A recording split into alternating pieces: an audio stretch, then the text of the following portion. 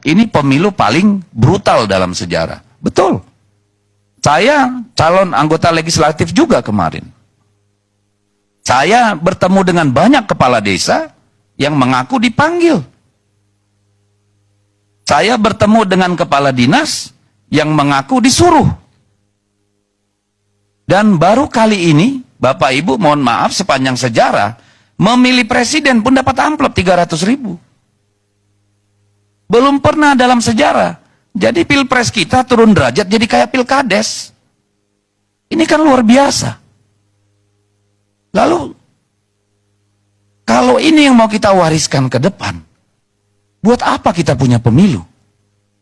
Karena sudah pasti pemilu itu akan dimenangkan yang punya kuasa dan yang punya uang.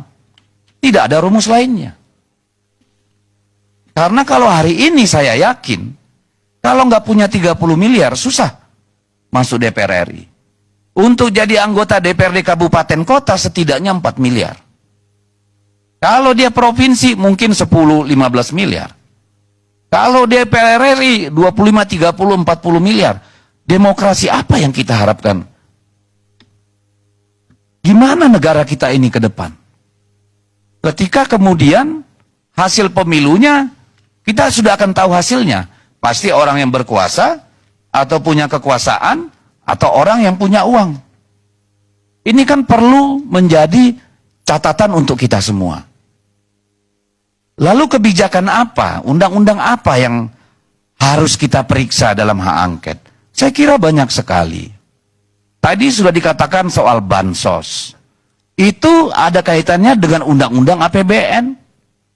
Bolehkah yang namanya untuk bansos itu ditarik ke depan? Urgensinya apa sampai 90 triliun? Apa pentingnya sehingga harus seorang presiden membagi bansos di mana-mana? Apakah itu sudah benar?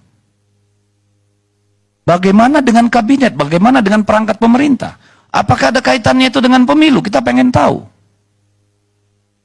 Kita juga ingin tahu undang-undang keuangan negara. Bagaimana ini cerita? Mungkin kita juga perlu periksa bagaimana dengan PPATK.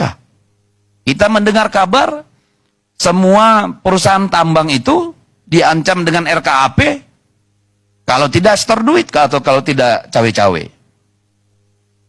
Ini kan persoalan-persoalan yang perlu dicarikan klarifikasi dan verifikasi supaya jangan hanya menjadi buah bibir di publik. Kita berharap proses pemilu ini adalah proses beradab untuk melahirkan pemimpin-pemimpin yang ada di lembaga legislatif maupun di lembaga eksekutif. Kalau anggota legislatif dan eksekutifnya saja sudah seperti ini, bagaimana kita bisa bermimpi bahwa yang namanya pilkada akan menjadi sebuah proses yang bermartabat? Lalu kita melihat bagaimana keresahan masyarakat di seluruh Indonesia terhadap proses yang terjadi sejak putusan 90 di Mahkamah Konstitusi. Bagaimana hampir seluruh perguruan tinggi besar bersuara menyampaikan keprihatinan atas hilangnya etika, moral, pelanggaran hukum, konstitusi dalam pelaksanaan pemilu kita. Apakah suara ini akan kita abaikan? Lalu demokrasi kaya apa yang kita mau wariskan? Ini kan problem yang sangat besar bagi kita. Bukan sekedar siapa yang menang, siapa yang kalah, berapa suaranya, itu bukan ranah angket. Kalau bicara hasil pemilu, silakan Anda berdebat dengan KPU, dengan Bawaslu. Kalau soal pelanggaran. Soal hasil sengketa pemilu, silakan ke MK. Angkat hal yang berbeda dengan itu. Jadi seharusnya siapapun tidak perlu bernada negatif atau miring terhadap hak angket. Bawaslu nggak perlu ngomong, ngapain DPR bikin angket? Bawaslu itu bukan pengawas DPR. DPR itu yang mengawasi Bawaslu. Ngapain juga KPU komentar?